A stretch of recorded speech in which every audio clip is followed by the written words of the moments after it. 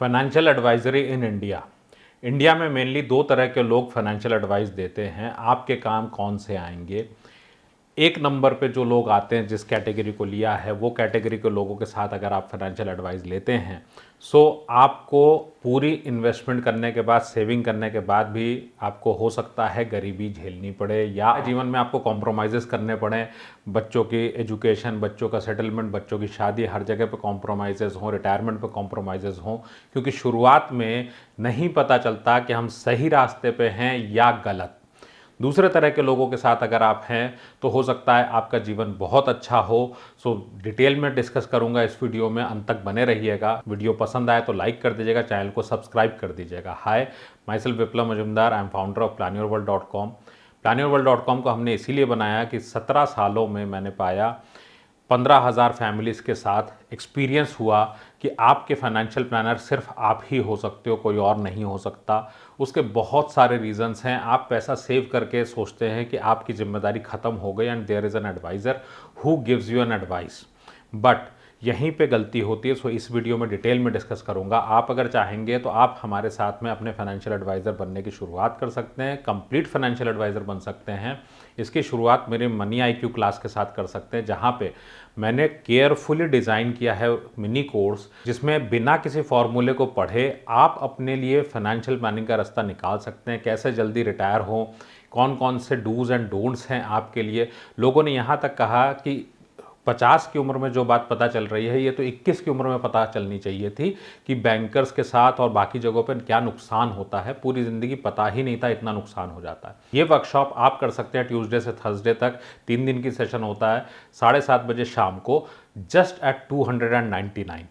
और अगर आपके पास समय कम है तो आप रिकॉर्डेड वर्जन ले सकते हैं, जिसमें साथ में मिलती है मेरी ई बुक। रिकॉर्डेड वर्जन और ई बुक आपको मिलता है 499 में। लिंक्स डिस्क्रिप्शन में है, लिंक्स डिस्क्रिप्शन में है। आप अपनी पढ़ाई शुरू कर सकते हैं कभी भी। आप स्टडी शुरू कर सकते हैं जल्दी से जल्दी, ताकि आप अपने फाइनेंस को सही तरह से मैनेज करें। और 90% लोगों के पास मिसमैच होता है। क्यों होता है मिसमैच ऑफ इन्वेस्टमेंट? भाई सेविंग हमने कर ली, सेविंग करने के बाद हमने क्या किया? सबसे बड़ी लड़ाई क्या है कि हमें इंडिया में समझाया गया हर बार, हर छोटी छोटी जगहों पे हमारे कल्चर में है, माता पिता ने सिखाया, टीचर्स ने सिखाया। सभी ने एक बात सिखाई कि हमको सेविंग करनी चाहिए जीवन में। क्यों सेविंग करनी चाहिए? इसके लिए एक छोटा सा पहलू यह है कि सभी लोग सेविंग सिर्फ इसलिए करते हैं कि करियर के हमारे पास लगभग 30 साल हैं, और ये 30 साल हमारे पास जो हैं, इन्हीं में हमें 60 के बाद की पूरी लाइफ को प्लान करने की ज़रूरत पड़ती है। 60 के बाद के सारे काम हमको इसी सेविंग से करने हैं। बच्चों की एजुकेशन, उनकी हायर एजुकेशन, उनका सेटलमेंट, उनका मैरिज, ये सारी चीज़ें आपको करनी पड़ेंगी अपने ही सेविंग्स के साथ। इस बात को ज़रूर ध्यान में रखें। अब बात आती है कि जो एडवाइस है वो किस तरीके से चलती है इंडिया में। जैसा मैंने कहा, हमारे पास 2 कैटेगरी ऑफ एडवाइजर्स है, डिटेल में डिस्कस करेंगे। अंत तक ज़रूर बने रहें इसके अंदर। फर्स्ट कैटेगरी में जिनको हमने लिया है, दे आर नंबर 1 आपके पास में है इंश्योरेंस एजेंट, 2 नंबर में आपके पास में है mutual fund agents, 3rd number पे आपके पास में है बैंकर्स, 4th नंबर पे आपके पास हैं आपके फैमिली एंड फ्रेंड्स। अगर मैं इन सबको एक एक करके डिस्कस करूं कि आपके लिए इनका क्या मतलब है, कैसे ये एडवाइज़र बनते हैं, आप इसको देखें। अगर आप बताएं, इंश्योरेंस एजेंट से शुरू करते हैं। सबसे पहले इंश्योरेंस एजेंट बनने के लिए क्वालिफिकेशन क्या चाहिए होती है? तो क्लास 12th अगर आप हैं तो आप IRDA का एग्ज़ाम देते हैं। सिंपल सा एग्ज़ाम है जिसमें इंश्योरेंस पढ़ाया जाता है। इंश्योरेंस एक लाइफ के रिस्क के ऊपर एक प्रोडक्ट है, जो कि आपको एक एज एन एजेंट आप इसको पढ़ते हैं, आपको पता होता है। What is the relationship between company and insurance agent? ये रिलेशनशिप होती है एजेंट एंड प्रिंसिपल की। इनका रोल क्या होता है वो आप ज़रूर ध्यान रखें। इनका रोल होता है यहाँ पे कि ये किसी भी कंपनी का, जिस कंपनी के ये एजेंट हैं, उसमें वो टॉप करें, उसके टारगेट्स को पूरा करें। साल का एक सर्टेन प्रीमियम है जो जमा करें। यहाँ पे कहीं भी कस्टमर सेंट्रिक वर्ड नहीं है, इस बात को ज़रूर ध्यान में रखें। कस्टमर सेंट्रिक अगर बोलें तो कस्टमर सेंट्रिक का मतलब हो गया कि आपको अगर कस्टमर सेंट्रिक एडवाइस कोई दे रहा है तो क्या आपके जीवन बीमा एजेंट ने, क्या आपके इंश्योरेंस एजेंट ने पहले आपका प्रॉपर टर्म प्लान कराया है? क्या आपकी ह्यूमन लाइफ वैल्यू उन्होंने कैलकुलेट की है? क्या नीड बेस्ड अप्रोच से आपका सम एश्योर्ड निकाला है? नहीं निकाला है। वो आपके पास आते हैं ज़्यादा से ज़्यादा प्रीमियम लेने। अब प्रॉब्लम क्या है, देखिए, एज एन इंश्योरेंस जब मैं बात करता हूँ, insurance is a product for risk cover, it is not for investment. भाई इन्वेस्टमेंट हम अलग से कर लेंगे। वो क्या बोलते हैं, आपने अगर टर्म प्लान लिया तो आपको पैसे वापस नहीं मिलेंगे। और हम क्या बोलते हैं, अगर हमने इंश्योरेंस में ज़्यादा इन्वेस्टमेंट किया तो बुढ़ापा हो जाएगा ख़राब। आपका जीवन बीमा एडवाइज़र खुश रहेगा, जीवन बीमा कंपनी खुश रहेगी, बट आपका ना तो रिस्क कवर प्रॉपर हुआ। क्यों? रिस्क कवर अगर प्रॉपर लेना है तो आप तो टर्म प्लान लेंगे, टर्म प्लान में तो आपका प्रीमियम बहुत कम होता है। सो मैं अगर आपको अपना एक पर्सनल एक्सपीरियंस बताता हूँ, बहुत पुरानी बात है, एक डीओ थे जिन्होंने, मैं नाम नहीं ले रहा, जिन्होंने हमसे 4 फॉर्म लिए, बोले हमें कुछ पॉलिसीज़ करवा दीजिए। तो हम लोगों ने अपने कस्टमर्स से बोला। सो उस वक्त हमें टर्म प्लान कराना था कुछ कस्टमर्स का, तो 4 प्लान उनको दिए। आप यकीन नहीं करेंगे, 4 महीना बीतने के बाद भी वो हमें बोलते रहे कि हाँ जमा हो गया है, अंडर राइटिंग होगी, सब होगी। वो फॉर्म उनकी ब्रीफकेस में ही रखे थे। ये हालत होती है जब आप टर्म प्लान की बात करते हैं, सिर्फ और सिर्फ टर्म प्लान, और इनका रोल क्या है, आपके जीवन को प्रोटेक्ट करना। जबकि इन्होंने अपना रोल बदल के क्या कर दिया है कि आपसे इन्वेस्टमेंट लेना, जीवन उत्सव आए तो दे दो, यूलिप आए तो दे दो। बीमा कहाँ है? बीमा छोड़ के ये सारी बातें करते हैं। सो आपकी लाइफ में अगर आपने इंश्योरेंस से पैसा बनाना चाहा, जो लोग मेरे रेगुलर व्यूअर्स हैं तो उनको पता होगा कि इंश्योरेंस में इन्वेस्टमेंट नहीं हो सकता। एक सिंपल सा मैं टेस्ट आपको दिखा देता हूं करके, कि अगर बिना कैलकुलेटर के हम इसको करके देख लेते हैं कि अगर मैं आपसे बोलूं कि ये 100 रुपये का नोट है और इस नोट से आज की डेट में ये माउस आता है, आप ये 100 रुपये का नोट ले लीजिए, अगले साल यही माउस नया मुझे खरीद के दे दीजिए इसी नोट से। ये चैलेंज आप लेंगे? शायद नहीं, आज तक किसी ने नहीं लिया। क्यों? क्योंकि हर कोई इस बात को बोलता है कि 110 का हो जाएगा, 107 का हो जाएगा, महंगाई बढ़ जाएगी। तो इसका मतलब मेरा 100 रुपये नहीं खरीद पाएगा इसको। अब अगर मैं आपसे बोलूं कि मैं आपको ऐसा इन्वेस्टमेंट देता हूं जिसमें अगले साल 104 रुपये हो जाएंगे, तब भी तो आप इसको नहीं खरीद पाएंगे। इसका मतलब अगर 7% से नीचे का मैंने इन्वेस्टमेंट किया है तो that will make loss, that will give me loss. आप जीवन बीमा में कितना रिटर्न बनाते हैं? अगर गारंटीड प्रोडक्ट लिया है तो 4 से 5%, इससे ज़्यादा नहीं है IRR। अब इसीलिए दोनों चीज़ों को अलग अलग रखिए। जब भी कभी भी बात आए कि एडवाइस चाहिए तो हम आगे चलेंगे दूसरे एडवाइज़र के लिए। ये आपके इन्वेस्टमेंट सलाहकार तो नहीं हो सकते, किसी हाल में नहीं हो सकते। इस बात को बिल्कुल दिमाग में बैठा लीजिए। जिन्होंने जीवन बीमा के साथ अपने जीवन को बांधा इन्वेस्टमेंट के लिए, वो 30 साल नहीं 100 साल भी इन्वेस्ट कर दें तो भी उनकी वेल्थ नहीं बन सकती। वेल्थ क्या है दोस्तों? वेल्थ करोड़ रुपए नहीं है। वेल्थ है अगर उस करोड़ से मैं पैसे से सामान खरीद सकूं। 100 के 104 दिया, 4 रुपये बढ़ गए, ये 107 का हो गया, मैं कहाँ से खरीदूं? अगर आप जीवन बीमा के रेगुलर इन्वेस्टर हैं तो बहुत बड़ी गलती कर रहे हैं, बहुत बड़ी गलती। आप अपनी वेल्थ छोड़ के बाकी सबकी वेल्थ बनवा रहे हैं। दिस इज़ रॉन्ग एडवाइस कि आप जीवन बीमा से वेल्थ क्रिएशन देख रहे हैं। सो नंबर 1 इनकी बात करी मैंने। जितना बड़ा एजेंट, जितना सक्सेसफुल इंश्योरेंस एजेंट, आप ये मान के चलिए उतना बड़ा मिस सेलर आपके लिए। इनको सिर्फ अपना टारगेट पूरा करना है। छोटा एजेंट होगा वो आपके काम आ जाएगा, बड़ा एजेंट आपके काम कभी नहीं आएगा। इस बात को ज़रूर ध्यान में रखें। देन हम चलते हैं म्यूचुअल फंड एजेंट्स के ऊपर। म्यूचुअल फंड एजेंट्स क्या होते हैं? यहाँ पे भी अगर आप देखें तो 12th का एग्ज़ाम पास करें और मात्र 3-4 घंटे की आप पढ़ाई करें एक बुक से, और उसके बाद आप एग्ज़ाम दे दीजिए एमफी का। सो एमफी का एग्ज़ाम दे के आप यहाँ पे हो जाते हैं डिस्ट्रीब्यूटर। अब डिस्ट्रीब्यूटर तो आप हो गए। डिस्ट्रीब्यूटर के तौर पे 4 घंटे आपने एक बुक पढ़ी, क्या आपको फाइनेंशियल प्लानिंग आती है? क्या आपको लाइफ स्टेजेस के बारे में अंदाज़ा है एज एन एजेंट? इनको सिर्फ इतना पता होता है कि कुछ फंड्स हैं, कोई आइडिया तक नहीं होता। इनकी ट्रेनिंग होती है लास्टली उस कंपनी से जिस कंपनी के ये डिस्ट्रीब्यूटर बनते हैं। सो ये जाके बनते हैं डिस्ट्रीब्यूटर, और एक आरएम इनकी ट्रेनिंग कर देता है। एक कंपनी में ट्रेनिंग हुई तो ट्रेनिंग किस चीज़ की होती है कि उनके कौन से फंड में क्या है, उनके फंड मैच करेंगे नहीं करेंगे इससे कोई लेना देना नहीं है जीवन में। बोल दिया 5 साल का पैसा है डाल दीजिए, 3 साल का पैसा है डाल दीजिए, लार्ज कैप में क्या है, मिड कैप में क्या होता है बता दिया, साथ में मिल गई एक कमीशन की शीट। बेसिस क्या होता है, ये कमीशन देख के टारगेट पूरा करना है, महीने की जो इनकम आनी है उसको टारगेट करना है। आपका पैसा जितना ज़्यादा से ज़्यादा इक्विटी में हो। कोई भी आपने नोटिस किया है या नहीं, म्यूचुअल फंड में, क्या म्यूचुअल फंड में सिर्फ शेयर बाजार ही होता है? क्या म्यूचुअल फंड में दूसरी कोई चीज़ नहीं होती? क्यों सिर्फ आपको इक्विटी म्यूचुअल फंड ही बेचा गया हमेशा? पता है क्यों?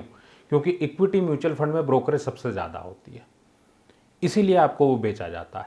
दूसरा कोई फंड क्यों नहीं बेचा जाता? क्योंकि उनमें ब्रोकरेज कम होती है। सो याद रखिए, आपके इन्वेस्टमेंट का मतलब ही हो गया कि इक्विटी में डालना है। सो अगर आपसे कोई एजेंट, क्या ये इंडेक्स फंड में इन्वेस्ट कराने के लिए रेडी हैं? इंडेक्स फंड में ब्रोकरेज बहुत कम आएगी, 10 पैसा 20 पैसा, किसी किसी कंपनी में 50 पैसा। ब्रोकरेज कैसे मिलती है उसको भी ध्यान रखिए। आपने एक बार 1 लाख रुपए लगा दिया इस साल इनको मान लीजिए 1.25% की ब्रोकरेज आ गई या 1% की ब्रोकरेज आ गई। दूसरे साल ये पैसा हो गया 1,10,000। दूसरे साल भी इनको इसका पैसा कटा, ये आप ही के रिटर्न में से कट के उनको जाता है रेगुलर प्लान में। यही डायरेक्ट होता तो आपको मिलता। अब अगर ये हर साल बढ़ता गया और आपने अगर इस इन्वेस्टमेंट को मान लीजिए 20-25 साल के लिए रखा है और ये इन्वेस्टमेंट बढ़ के हो गया है 50 लाख रुपया, तो हर साल आप 1 से 1.25% देते हुए आ रहे हैं, और अगर 50 लाख भी है तो भी इनको उस साल उतना पैसा मिलेगा परसेंटेज में। सो एक ही इन्वेस्टमेंट पे आप कितनी बार पैसे दोगे? अगर यही डायरेक्ट का होता तो आपको ये पैसे मिल जाते। मैं इसको आपको कैलकुलेटर पे दिखा देता हूँ अपने। कोई भी एजेंट या एडवाइज़र अर्न करे, मुझे उनसे कोई प्रॉब्लम नहीं है। मुझे प्रॉब्लम है आपके जीवन से, आपके जीवन का हिस्सा नहीं देना। आपके दोस्त ने कहा कि मैं पैसा लगवा देता हूँ, हमें कुछ मिलता नहीं है। किसी ने कहा मैं लगवा देता हूँ 1% मिलता है। क्या है वो 1%? आइए देख लेते हैं उसको। अब मैंने यहाँ पे लिया 1 लाख रुपया और ये 1 लाख लमसम लगा है एक बार में, ठीक है। अब मैंने यहाँ पे लिया 12% का रिटर्न। 12% में अगर ये 20 साल के लिए इन्वेस्टेड है तो आपकी वैल्यू बढ़ के होती है 9,64,000 रुपीज़। अगर ये 9,64,000 है तो क्या आपके लिए मतलब है इसका? अब अगर मैं यहाँ पे यही एजेंट कमीशन आपके पोर्टफोलियो रिटर्न में ऐड कर देता हूँ तो 9,64,000 की जगह ये हो गया 12,04,000 रुपये। कितने का डिफरेंस आ गया? सो आप अगर देखें 2,40,000 रुपये का फ़र्क, 2,40,000 रुपये का फ़र्क आया 1 लाख रुपए के इन्वेस्टमेंट में आपके लिए। उनको क्या मिला मुझे मतलब नहीं है, बट द क्वेश्चन इज़ आपको क्या मिला? क्या ये पैसा आपके लिए इम्पोर्टेंट था? क्या SIP आप कर रहे हैं वो आपके लिए इम्पोर्टेंट है या नहीं? आइए उसको भी देख लेते हैं। यहाँ पे हमने 10,000 रुपये की SIP ली है जो कि आपकी मंथली जाती है। मंथली ये जा रही है और 20 साल की SIP है, मैं 12% पे लेता हूँ तो आपका पैसा बनता है 91,98,000 रुपीज़। अगर आप किसी से आप एडवाइस में क्या लेते हो? म्यूचुअल फंड एडवाइस की जब बात आती है तो देयर आर हार्डली 5% पीपल जो बहुत अच्छे हैं। वो 5% लोग आपकी दुनिया में नहीं हो सकते, ये बात बिल्कुल क्लियर है। If you belong to middle class, आपका पोर्टफोलियो अगर करोड़ों में नहीं है तो they are not going to serve you. उनकी फीस के लायक हमारे पास पैसे नहीं होते, उनकी जो उपयोगिता है वो आपकी लाइफ में बनती ही नहीं अगर आपके यहाँ पे 5 करोड़ रुपए से कम का इन्वेस्टमेंट हो रहा है तो। अब अगर आप इसमें अपनी सिचुएशन में देखें, 91 लाख रुपए हो रहे हैं 10,000 के SIP पे, और इसी को अगर मैं 13.25 करता हूँ तो आपके सामने है दिस बिकम्स 1 करोड़ 7 लाख। 20 लाख रुपए का नुकसान आप ले रहे हैं। कितना परसेंटेज हो गया आपकी लाइफ में? More than 25%। आप ये सोचिए कि अगर आप अपने जीवन में इस 20 लाख से बच्चे को ज़्यादा अच्छा पढ़ा सकते थे तो फिर ये पैसा क्यों दिया जा रहा है? दूसरा, अगर आप रिलेशन बना रहे हो तो रिलेशन आप बना रहे हो, उसकी कीमत आप दे रहे हो या वो? क्योंकि सर्विस आप क्या लेते हो? क्या आपके म्यूचुअल फंड एडवाइज़र को पता है कि रिसर्च कैसे करनी है? 95% लोगों को ये बात नहीं पता है कि आपके म्यूचुअल फंड एडवाइज़र को कुछ भी नहीं आता है। अधिकतर लोगों को ये बात नहीं पता है कि 95% म्यूचुअल फंड एडवाइज़र्स को कुछ भी नहीं आता। मार्केट के बारे में छोड़ दीजिए, उनको अपने फंड्स के बारे में ही नहीं पता होता जो वो आपको रेकमेंड करते हैं।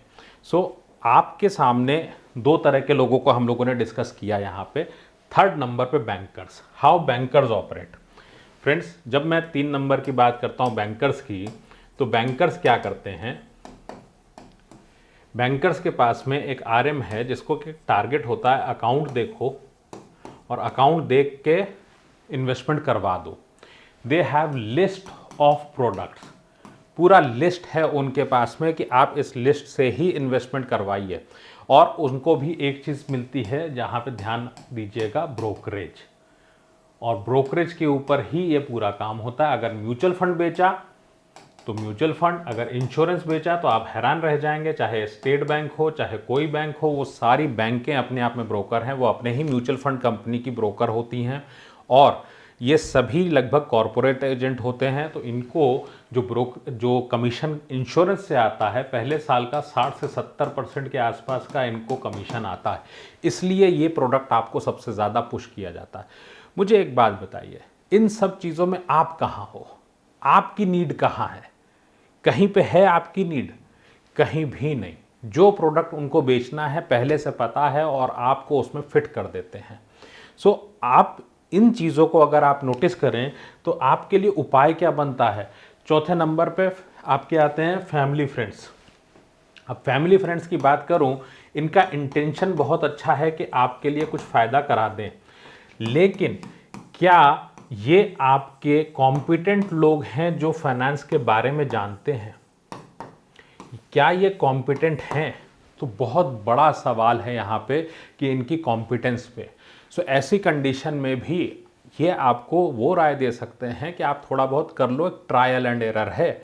लेकिन एक्चुअल में अगर मैं बोलूं, अब मैं आता हूं दूसरी कैटेगरी के लोगों पे जो आपके लिए वाकई में चीज़ों को कर सकते हैं। और वो क्या होता है? ये होता है सेकंड नंबर पे फाइनेंशियल प्लानिंग। देखिए, इन्वेस्टमेंट प्लानिंग और फाइनेंशियल प्लानिंग में एक बेसिक फ़र्क है। जब मैं इन्वेस्टमेंट प्लानिंग की बात करता हूं तो एक इन्वेस्टमेंट होता है जो आपकी लाइफ में फिट कर दिया जाता है। But what is financial planning? Financial planning is मेरी लाइफ में मेरे करियर की क्या पोजीशन है। आपका रिटायरमेंट है, आप 40 की एज पे हो, आपका रिटायरमेंट 60 पे है, आपकी जॉब रिस्की है, आपकी जॉब में सैलरी ग्रोथ क्या आएगी, क्या अपॉर्चुनिटीज़ हैं आपके सामने, इसके ऊपर बेस करके प्लान बनता है। प्लान कैसा होता है, मैं उसके ऊपर आता हूँ। प्लानिंग इज़ वेरी सिंपल, जहाँ पे आपका आज की डेट में आपकी फैमिली स्ट्रक्चर क्या है, आपका करियर में प्रोफेशनल लाइफ किस तरीके की है, आपका वैल्यू सिस्टम क्या है। वैल्यू सिस्टम इज़ आप किस चीज़ को अच्छा मानते हो, किस चीज़ को बुरा मानते हो, इसके ऊपर बेस्ड है। कितना समय आपके पास में है। अगर आपको लगता है कि आपकी जॉब 50 की एज तक सेफ है तो इसके बेसिस पे ही तो प्लान करेंगे।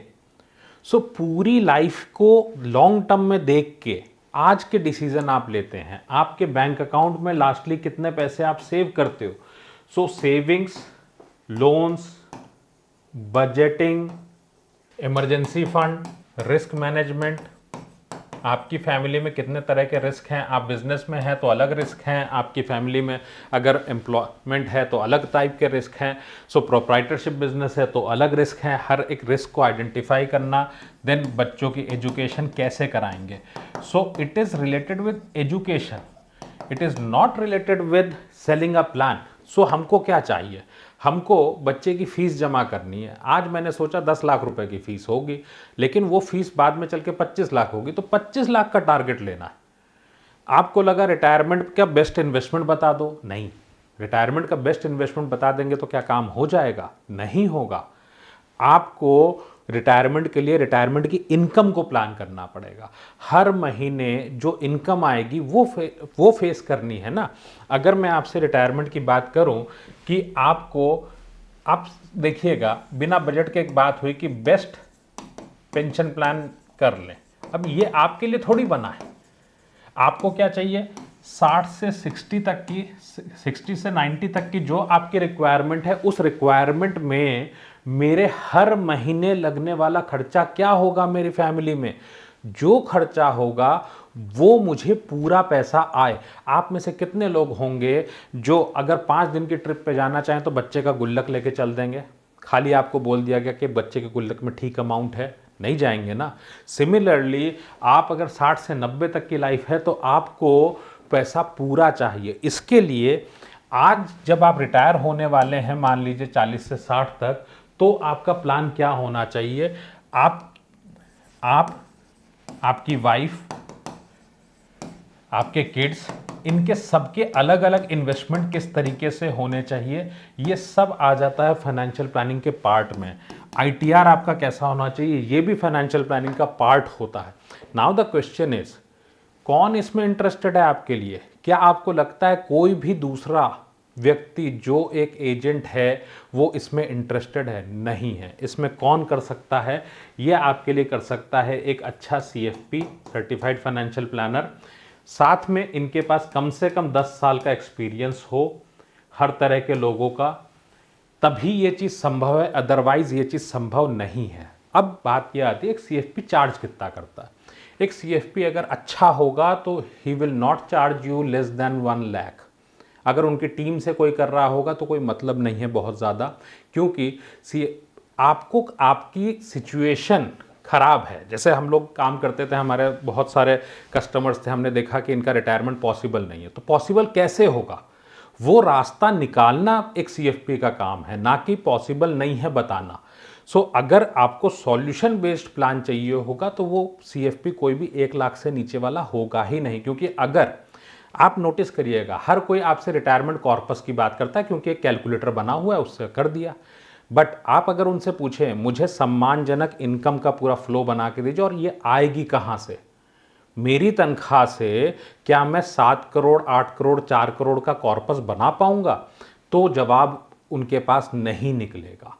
ऐसी सिचुएशन में आपको एक बात ध्यान रखनी पड़ेगी कि आपको अच्छा सीएफपी चाहिए।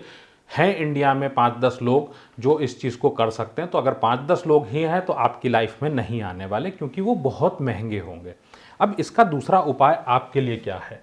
आपके लिए इसका दूसरा उपाय यह है कि यू लर्न फाइनेंशियल प्लानिंग। आपको तो यहाँ पे बुखार आ सकता है कि अरे फाइनेंशियल प्लानिंग पढ़ने की बात हो रही है। सो क्या फाइनेंशियल प्लानिंग पढ़ना बड़ा आसान काम है? बहुत आसान काम है। क्यों? आप फाइनेंशियल प्लानिंग को अगर पढ़ते हैं, इसमें सबसे पहला पार्ट क्या आता है? You know your situation. आपको अपनी सिचुएशन सबसे अच्छी पता है। आपको रात में आपके ख्यालों में रिटायरमेंट का सपना आता है या नहीं, कि रिटायरमेंट अच्छा होना चाहिए? बच्चे की एजुकेशन का कॉलेज क्या होगा, वो अनसर्टेनिटी बनी होती है या नहीं? कहीं बच्चे ने ऐसा कॉलेज ले लिया जिससे कि हमारे पैसे कम पड़ जाएं, ये डर लगता है या नहीं? ये सिचुएशन आपको पता है। So you are the best adviser for your family.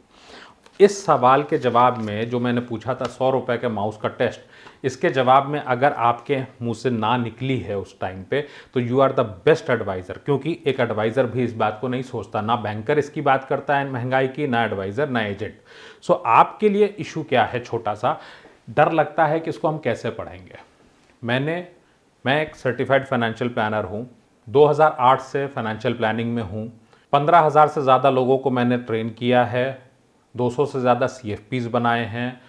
हर तरह की सिचुएशन पे वी नो कि किस तरीके से सॉल्यूशन निकलेगा। आपके पास पैसे कम हैं, आपकी जॉब रिस्की है, आपकी जॉब, क्योंकि 45 के बाद आज किसी के पास भी सर्टेनिटी नहीं है कि जॉब रहेगी। जो आर्टिफिशियल इंटेलिजेंस आने के बाद किसी की भी जॉब रिस्की हो सकती है। ऐसी सिचुएशन में क्या करें, ऑल्टरनेट इनकम किस तरह से बनाएं। जब मैंने एचएनआईज़ के साथ काम किया, जो अमीर लोग हैं उनके साथ काम किया, हर जगह पैसे नहीं लगते। आप अपनी सैलरी को रिप्लेस कर सकते हैं। अगर रिटायरमेंट की टेंशन है, बच्चों को सेट करने की टेंशन है, अपने ही पैसे में हर चीज़ कर सकते हैं। मैंने मनी आईक्यू क्लास को इस तरह से डिज़ाइन किया कि आप इसको में बिना फॉर्मूला पढ़े, बिना किसी फॉर्मूला को रटे, हमारे टूल्स की मदद से अपना असेसमेंट खुद कर सकते हैं। आप खुद जान पाएंगे कि आपके लिए क्या सही है, क्या गलत है। इन्वेस्टमेंट के बाद 20-20 साल तक वेट करने की ज़रूरत नहीं है। पहले ही जान पाएं कि आपके लिए क्या अच्छा होगा, क्या बेकार होगा। इम्पैक्ट, एक फाइनेंशियल डिसीजन का इम्पैक्ट आने वाले समय में आप पे क्या होगा, इसको ध्यान में रखते हुए आप कर पाएँ। इन सारी बातों को ध्यान में रखते हुए हमने इस प्रोग्राम को तैयार किया। बहुत सारे लोग मुझसे कहते हैं कि विप्लव, एजेंट और इंश्योरेंस एडवाइज़र भी तो अपना प्रोडक्ट बेचते हैं, आप भी बेच रहे हो। फ्रेंड्स, 299 रुपये लेना और 50 लाख या 50% वेल्थ देना, दोनों में अंतर है। ये मेरे जीवन का कॉज है कि मैं जानता हूँ 90% people can not retire in India because they will not have sufficient funds. इसीलिए हमने इस प्लेटफॉर्म को लॉन्च किया। आपके सामने एडवाइजरी है, आप खुद तय कर लें आपको क्या करना है, क्योंकि सेविंग आप हर महीने कर रहे हैं। सेविंग में कोई प्रॉब्लम नहीं है, आप शिद्दत से सेविंग करते हो, देते किसको मैनेज करने को, गूगल को, यूट्यूब को, या फिर आप इंश्योरेंस, म्यूचुअल फंड और बैंकर को। आपका पर्पस सॉल्व नहीं होता इससे। आपको एक अवेयर इन्वेस्टर में कन्वर्ट होना ही पड़ेगा अगर आप वाकई अपनी लाइफ में सीरियस है तो। ये प्रोग्राम हमारे सिर्फ और सिर्फ सीरियस लोगों के लिए हैं, जो लोग वाकई में अपने रिटायरमेंट की वैल्यू जानते हैं, बच्चे के अच्छे सेटलमेंट की वैल्यू जानते हैं, जिनको बिट्स एंड पीसेस में कुछ भी इकट्ठा करके ट्राई करके 5 साल 10 साल और ख़राब करने हैं। क्योंकि अगर आपकी लाइफ में 45 की एज हो गई है तो आधी उम्र बीत चुकी है। अगर आधी उम्र बीतने के बाद फाइनेंशियल रास्ता ढूंढ रहे हैं तो इसका मतलब you need money IQ class. इस क्लास को आप ज्वाइन कर सकते हैं। आप हमारे साथ पढ़ें या ना पढ़ें, बट आपको अपना पैसा खुद मैनेज करना सीखना चाहिए। This is the biggest learning of this video.